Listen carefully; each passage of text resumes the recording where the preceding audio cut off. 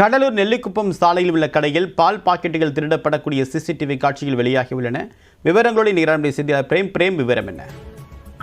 தேவப்பிரியன் கடலூர் வில்வநகர் பகுதியில் வசித்து வருபவர் மாதவி. இவர் கடலூர் நெல்லிக்குப்பம் சாலை பெட்ரோல் பங்க் எதிரே ஒரு டீ கடை மற்றும் பால் வியாபாரம் செய்து வருகிறார். இந்த நிலையில் சாலையோரம் நேற்று அதிகாலை நேரத்தில் பால் பாக்கெட் பெட்டிகள் என்பது இறக்கி வைக்கப்பட்டிருந்தது. அப்போது ஆள் நடமாட்டம் இல்லாத நேரத்தில் இருசக்கர வாகனத்தில் வந்த நபர் ஒருவர் சுமார் பால் பாக்கெட்டுகளை அள்ளி செல்லக்கூடிய காட்சியின் சிசிடிவி என்பது வெளியாகி இருக்கிறது.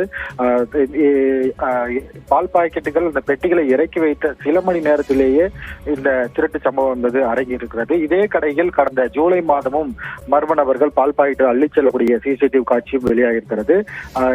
தொடர்ந்து கடலூர் நகரப்பகுதிகளில் பால் பாக்கெட்டுகளை மர்ம நபர்கள் திருடும் சம்பவங்கள் தொடர்ந்து அரங்கேற்கக்கூடிய நிலையில் இது குறித்து பால் முகவர்கள் தற்போது கடலூர் காவல் நிலையத்தில் புகார் என்பது கொடுத்திருக்கிறார்கள். புகாரின் அடிப்படையில் தற்போது காவல்துறையின் விசாரணை நடத்தி வரக்கூடிய நிலையில் தொடர்ந்து இந்த பால் திருடர்களை கட்டுக்குள் கொண்டு வர காவல்துறையின் நடவடிக்கை மேற்கொள்ள வேண்டும், ரோந்து பணிகளையும் தீவிரப்படுத்த வேண்டும் என்ற ஒரு கோரிக்கையை முன்வைத்திருக்கிறார்கள். விரிவான தகவலுக்கு நன்றி பிரேம்.